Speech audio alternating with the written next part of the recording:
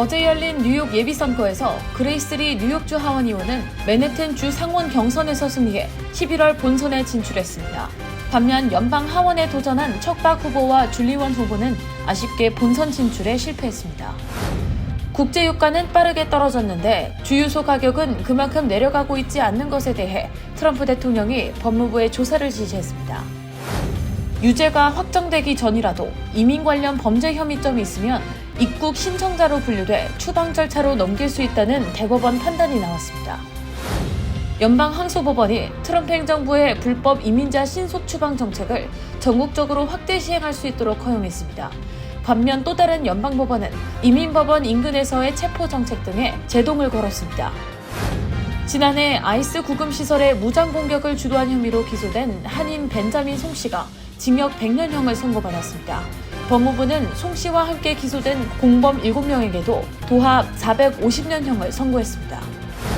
초당적으로 상하원을 모두 통과한 30년 만의 대규모 주택개혁법이 트럼프 대통령의 서명 보류로 발목이 묶였습니다. 트럼프 대통령은 유권자 자격 검증을 강화하는 세이브 법안이 처리되기 전까진 서명하지 않겠다고 밝혔습니다. 한국 축구 대표팀이 오늘 밤 9시 남아공을 상대로 월드컵 조별리그 마지막 경기를 치르는 가운데 멕시코 현장에는 한국 팬과 현지 한인 등 2,000명이 넘는 응원단이 모일 것으로 전망됐습니다. 에릭 애덤스 전 뉴욕시장의 핵심 측근이자 전 비서실장을 지낸 프랭크 캐론이 뇌물수수 관련 혐의로 연방수사국에 체포됐습니다.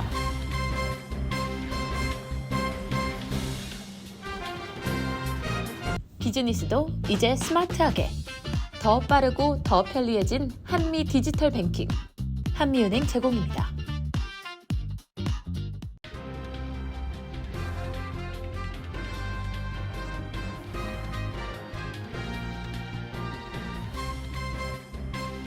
안녕하십니까? KBTV 뉴스9 신영주입니다. 어제 열린 뉴욕 예비선거에서 한인 후보들의 명함이 엇갈렸습니다. 그레이스 리 뉴욕주 하원 의원은 맨해튼 주상원 경선에서 승리해 11월 본선에 진출했습니다. 반면 연방 하원에 도전한 척박 후보와 줄리원 후보는 본선 진출에 실패했습니다. 이번 선거에서는 조란맘단이 뉴욕시장이 지지한 진보 성향 후보들이 대거 승리하면서 뉴욕 민주당 안의 변화도 뚜렷하게 나타났습니다. 한인 사회가 주목한 이번 뉴욕 예비선거, 승전보는 그레이스 리 주 하원 의원에게서 나왔습니다. 그레이스 리 의원은 맨해튼 주 상원 27선거구 민주당 경선에서 유린라우 전 주 하원 의원을 꺾고 승리했습니다. AP 집계 기준 개표가 84% 넘게 진행된 상황에서 그레이스 리 의원은 62%대 득표율로 앞섰습니다. 이로써 그레이스 리 의원은 11월 본선에 나서게 됐습니다. 그레이스 리 의원은 이번 승리로 주 하원에서 주 상원으로 정치적 보폭을 넓힐 기회를 잡았습니다. 반면 연방 하원에 도전했던 한인 후보들은 고배를 마셨습니다. 퀸즈 6선거구에 출마한 척박 후보는 현역 그레이스맹 의원에게 패했습니다. 척박 후보는 이민과 주거, 노동 문제를 앞세워 도전했지만 2013년부터 지역구를 지켜온 현역 그레이스맹 의원을 넘어서지 못했습니다. 연방 하원 7선거구에서는 줄리원 뉴욕시 의원이 본선 진출에 실패했습니다. 이 선거구에서는 맘다니 시장이 지지한 클레어 발데르 주 하원 의원이 민주당 후보로 확정됐습니다. 이번 예비선거의 가장 큰 흐름은 진보 진영의 약진입니다. 맘다니 시장이 공개 지지한 연방 하원 후보 3명이 모두 승리했습니다. 브래드 랜더 전 뉴욕시 감사원장은 현역 댄 골드먼 의원을 꺾었고 다리아 리자, 아빌라 슈바리에 후보도 오선 현역 아드리아노 에스파이아트 의원을 눌렀습니다. 외신들은 이번 결과를 뉴욕 민주당 안에서 젊고 진보적인 유권자들의 영향력이 커진 신호로 평가했습니다. 한인 사회로서는 그레이스 리 의원의 본선행이라는 성과와 연방의회 진출을 노린 한인 후보들의 아쉬운 패배가 함께 남은 선거였습니다. 예비선거 승자들은 11월 3일 본선거 무대에 오르게 됩니다. 그레이스 리 의원이 뉴욕주 상원 27선거구에 현역 롱김 의원이 뉴욕주 하원 40선거구에 각각 민주당 후보로 나섭니다. 뉴욕주 하원 25선거구에서는 케네스 백 후보가 공화당 후보로 현역 릴리 로직 의원과 맞붙습니다. 트럼프 대통령이 휘발유 가격을 두고 석유업계를 겨냥했습니다. 국제유가는 빠르게 떨어졌는데 주유소 가격은 그만큼 내려가지 않고 있다며 소비자들이 부당하게 높은 가격을 내고 있다고 주장했습니다. 트럼프 대통령은 이와 관련해 법무부에 조사도 지시했습니다. 김은지 기자가 전해드립니다. 트럼프 대통령은 자신의 SNS에 대형 석유 회사들이 원유는 낮은 가격에 사들이면서도 주유소 판매 가격은 그만큼 낮추지 않고 있다고 주장했습니다. 그러면서 소비자들이 부당하게 높은 가격을 내고 있다며 법무부에 즉각 조사하라고 지시했습니다. 다만 어느 회사를 어떤 혐의로 조사할지는 구체적으로 밝히지 않았습니다. 최근 국제유가는 중동 긴장 완화와 원유 공급 우려 감소로 빠르게 내려갔습니다. 로이터에 따르면 미 휘발유 평균 가격은 5월 고점보다 14% 넘게 하락했습니다. 하지만 같은 기간 원유 가격은 23% 떨어졌습니다. 트럼프 대통령은 바로 이 차이를 문제 삼고 있습니다. 원유 가격은 더 크게 내렸는데 소비자가 체감하는 주유소 가격 인하는 더디다는 겁니다. 업계와 전문가들은 휘발유 가격 구조가 단순하지 않다고 설명합니다. 원유 가격이 내려가도 정제와 유통, 기존 재고 가격이 반영되는데 시간이 걸립니다. 여름철 운전 수요와 정유시설 가동 상황도 가격에 영향을 주며 이에 주유소 가격은 국제유가와 같은 속도로 움직이지 않는 경우가 많습니다. 휘발유 가격은 미국 소비자들이 가장 민감하게 느끼는 물가입니다. 중간 선거를 앞두고 생활비 부담이 주요 쟁점으로 떠오른 상황에서 트럼프 대통령이 기름값 문제를 전면에 꺼내들었습니다. 국제 유가 하락이 실제 주유소 가격 인하로 이어질지 법무부 조사가 어디까지 갈지 주목됩니다. KBTV 뉴스 김은지입니다. 해외에 다녀온 영주권자라도 입국이 막힐 만한 범죄 혐의가 있으면 정식 재입국자로 인정받지 못할 수 있다는 연방 대법원의 판단이 나왔습니다. 유죄가 확정되기 전이라도 영주권자를 입국 신청자로 분류해 추방 절차로 넘길 수 있다고 본 것이어서 영주권자의 권리가 약해질 수 있다는 우려가 나옵니다. 연방 대법원이 어제 범죄 혐의가 있는 영주권자는 유죄 확정 전이라도 입국 신청자로 분류할 수 있다고 6대3으로 판결했습니다. 영주권자는 잠시 해외에 다녀와도 보통 까다로운 입국 심사를 받지 않습니다. 하지만 추방 사유가 될 만한 범죄, 이른바 도덕성 범죄 혐의가 있으면 예외입니다. 정식 입국자가 아닌 입국 신청자로 분류돼 추방 절차로 이어질 수 있습니다. 중국 국적 영주권자 묵초이 라오 씨는 2012년 가짜 상표 의류를 판 혐의로 기소된 상태에서 중국에 다녀왔습니다. JFK 공항으로 돌아오자 사관 국경보호국 CBP는 그를 입국 신청자로 분류했습니다. 미국에 들어오긴 했지만 법적으로는 정식 입국이 아니었던 겁니다. 라오 씨는 유죄도 확정되지 않았는데 부당하다며 소송을 냈습니다. 하지만 대법원의 판단은 달랐습니다. 다수 의견을 쓴 클래런스 토머스 대법관은 공항에서 범죄 혐의를 확실한 증거로 입증해야 하는 건 아니라고 봤습니다. 다만 실제 추방까지 가려면 나중에 열리는 추방 심리에서 유죄 판결 같은 확실한 증거가 있어야 한다고 선을 그었습니다. 반면 커탄지 브라운 잭슨 대법관은 강하게 반대했습니다. 유죄가 확정되기도 전에 사람을 불안정한 처지로 내몬다며 정부에 백지 수표를 쥐어준 셈이라고 비판했습니다. 진보 진영은 영주권자의 신분이 더 불안정해질 수 있다고 우려했고 보수 진영은 영주권을 악용한 사람을 내보낼 길이 열렸다며 환영했습니다. 라오 씨의 추방이 곧바로 확정된 건 아닙니다. 대법원은 남은 쟁점을 다시 따지라며 사건을 하급심으로 돌려보냈습니다. 한편 대법원은 트럼프 행정부의 출생 시민권 제한 시도와 망명 제한 등 여러 이민 현안도 심리하고 있어 앞으로의 판단이 주목됩니다. 연방항소법원이 트럼프 행정부의 불법 이민자 신속 추방 정책을 전국적으로 확대 시행할 수 있도록 허용했습니다. 반면 별도의 연방법원은 이민법원 인근에서의 체포 정책 등에 대해 자의적이고 비합리적이라며 잇따라 제동을 걸고 있어 트럼프 행정부의 강경 이민 정책을 둘러싼 사법부의 판단이 엇갈리고 있습니다. 김은지 기자가 보도합니다. 워싱턴 DC 연방항소법원은 어제 2대1의 판결로 트럼프 행정부가 추진한 신속 추방 정책의 전국 확대 시행을 허용했습니다. 다수 의견을 낸 저스틴 워커, 네오미 라오 판사는 국토안보부가 법이 허용하는 범위 내에서 권한을 행사했다고 판단했습니다. 반면 버락 오바마 전 대통령이 임명한 로버트 윌킨스 판사는 반대 의견을 냈습니다. 이번 결정으로 기존 남부국경 지역 중심으로 제한 적용되던 신속 추방 제도가 미 전역으로 확대될 전망입니다. 신속 추방 제도는 미국 내 체류 기간이 2년 미만인 불법 입국자를 이민 법원 심리 없이 즉각 추방할 수 있도록 하는 제도입니다.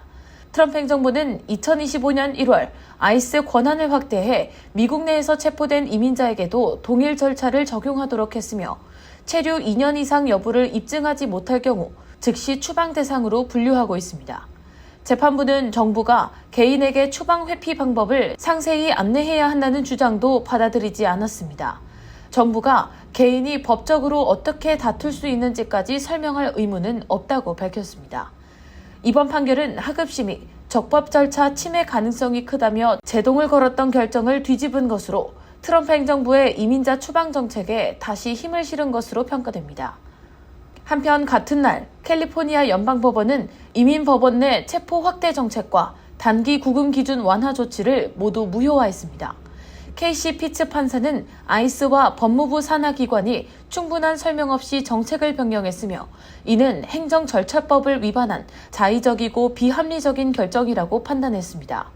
이 판결로 이민법원 출석자를 대상으로 한 체포는 제한적으로만 가능해졌고 기존 72시간까지 허용되던 단기 구금 기준도 약 12시간 수준으로 축소되는 등 구금 정책에도 제약이 걸렸습니다. 이처럼 연방항소법원이 신속 추방 확대를 허용한 반면 다른 연방법원은 현장 체포와 구금 정책에 제동을 걸면서 트럼프 행정부의 이민 정책을 둘러싼 법적 공방은 이어질 전망입니다. KBTV 뉴스 김은지입니다.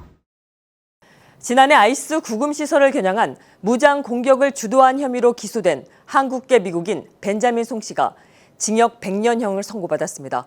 연방 법무부는 이번 사건을 미국 내 테러 행위로 규정했으며 함께 기소된 안티파 조직원 7명에게도 각각 30년에서 70년에 이르는 중형을 선고했습니다. 보도에 김은지 기자입니다. 어제 텍사스 북부 연방지방법원이 지난해 7월 텍사스주 알바라도의 프레리랜드 아이스 구금시설 공격 사건의 주범으로 지목된 한인 벤저민 한일 송 씨에게 징역 100년형을 선고했습니다. 함께 기소된 공범 7명도 각각 30년에서 70년의 실형을 선고받았으며 이들의 형량을 합하면 총 450년에 달합니다. 연방검찰에 따르면 이들은 텍사스 북부 지역 안티파 조직 구성원들로 지난해 독립기념일 밤 프레리랜드 구금시설을 조직적으로 공격했습니다. 당시 피고인들은 검은 복장과 얼굴 가리개를 착용한 채 시설에 집결한 뒤 폭죽과 폭발물을 투척하고 감시 카메라와 경비시설을 파손한 것으로 조사됐습니다. 검찰은 벤저민 송 씨가 공격을 주도했다고 판단했습니다. 송 씨는 사건 전 동료들에게 총기를 제공하고 사격과 전술훈련을 진행했으며 공격 당일에는 AR-15 계열 반자동 소총으로 경찰을 향해 총격을 가한 혐의를 받았습니다.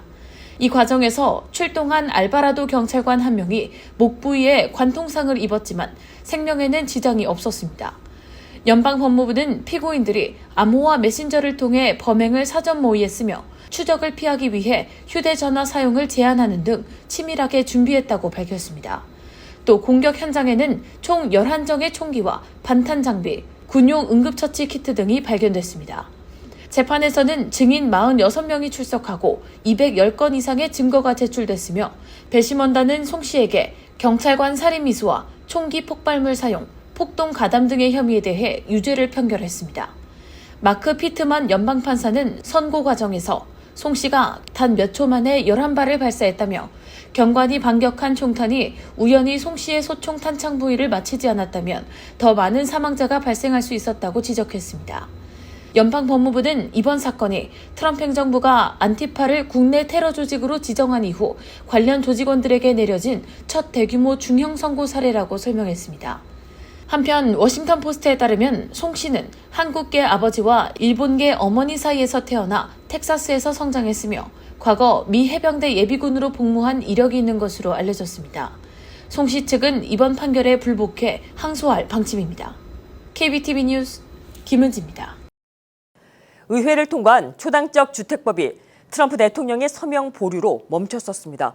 트럼프 대통령은 유권자 자격 검증을 강화하는 세이브 법안이 먼저 처리돼야 한다며 서명식을 취소했습니다. 주거비 완화 법안이 선거 대치에 묶이면서 트럼프 대통령과 상원 공화당 지도부 사이의 긴장도 커지고 있습니다. 한편 같은 날 보스턴 연방법원은 투표 등록대 시민권 증명을 요구하려던 트럼프 대통령의 선거 행정명령을 영구적으로 차단했습니다. 트럼프 대통령이 주택법 서명식을 돌연 취소했습니다.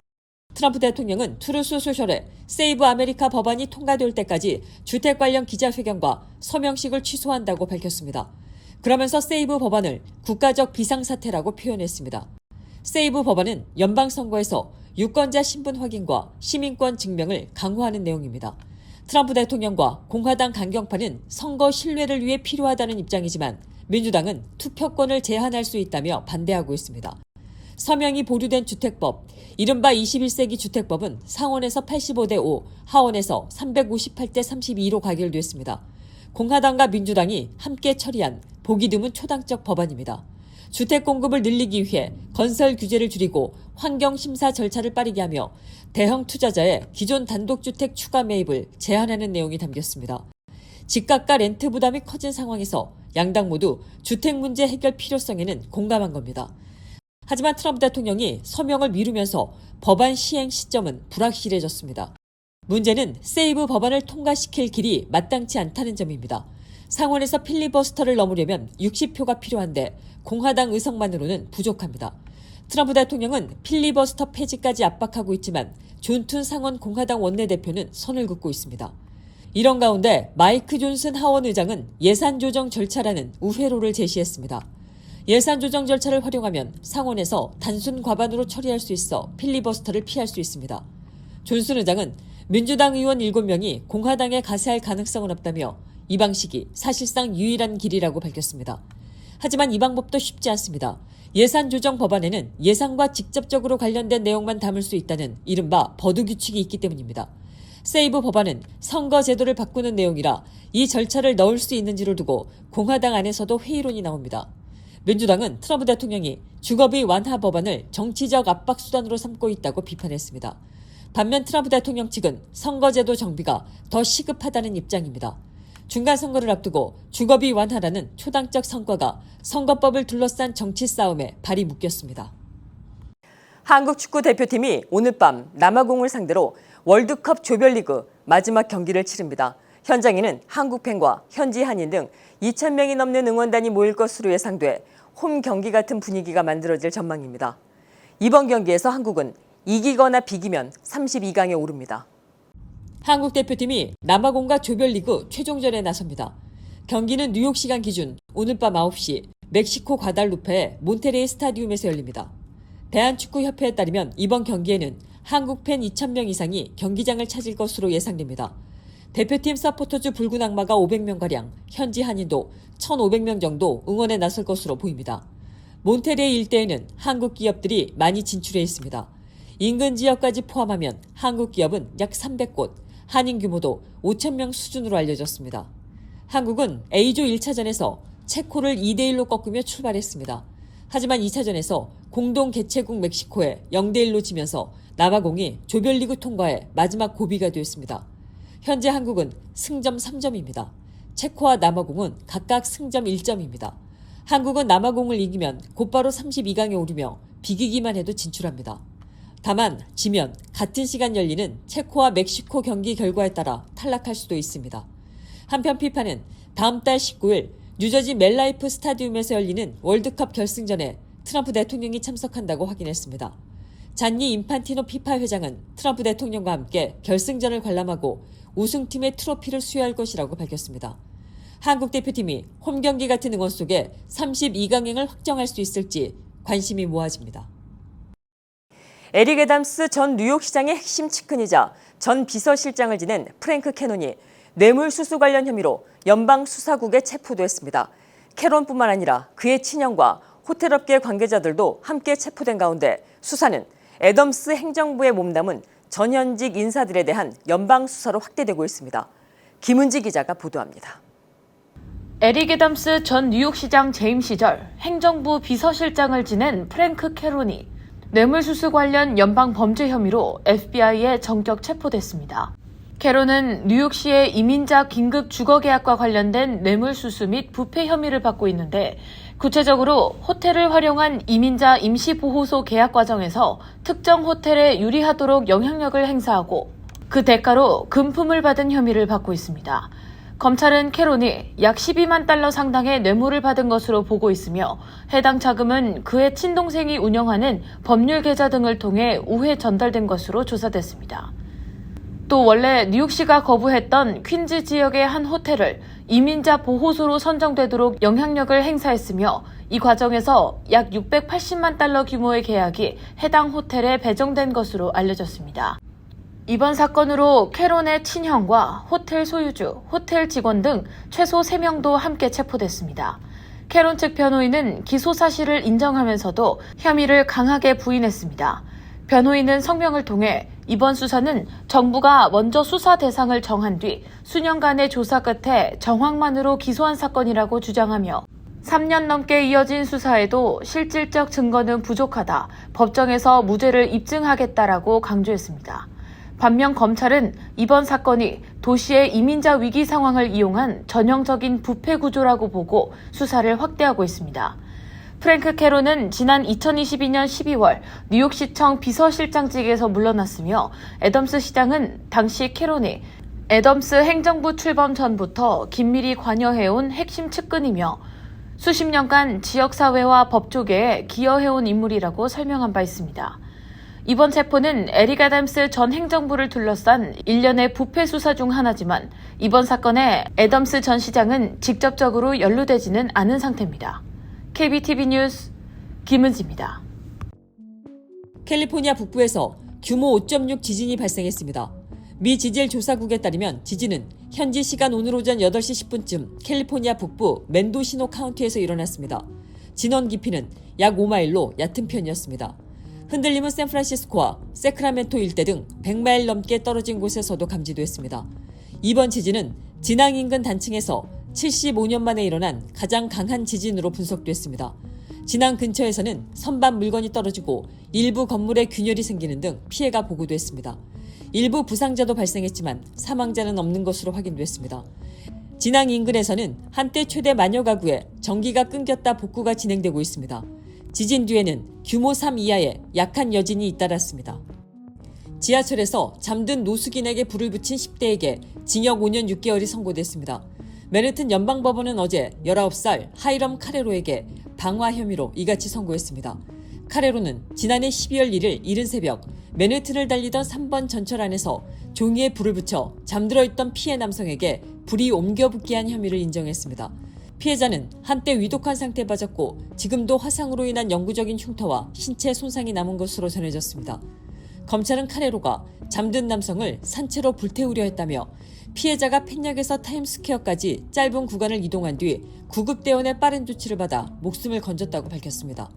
검찰은 최대 8년형을 요청했지만 재판부는 징역 5년 6개월을 선고했습니다.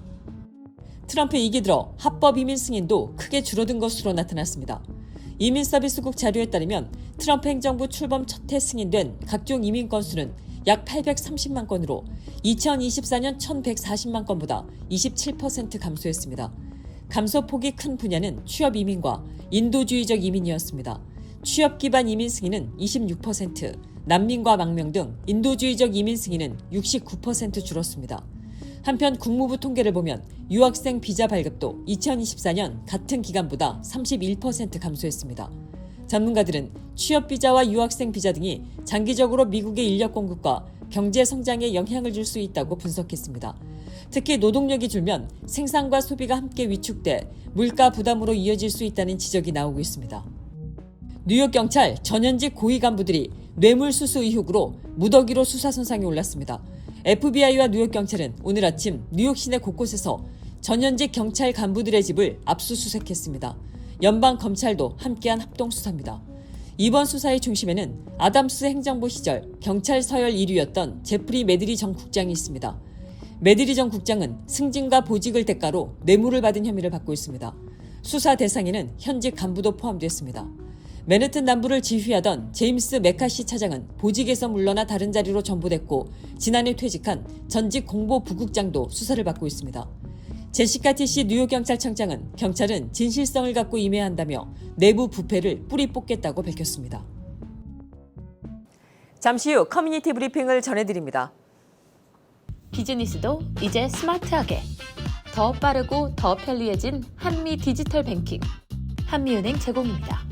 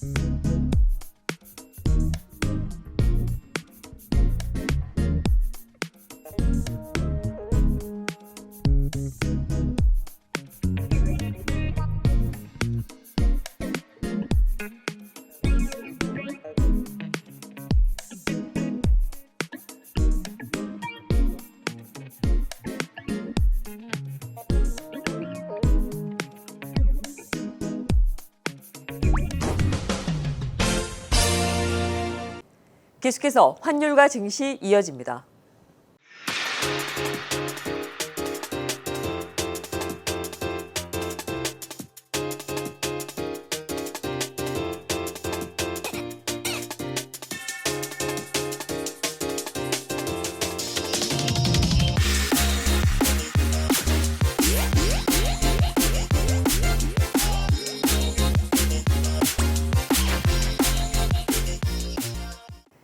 이어서 뉴욕과 뉴저지 날씨 전해드립니다.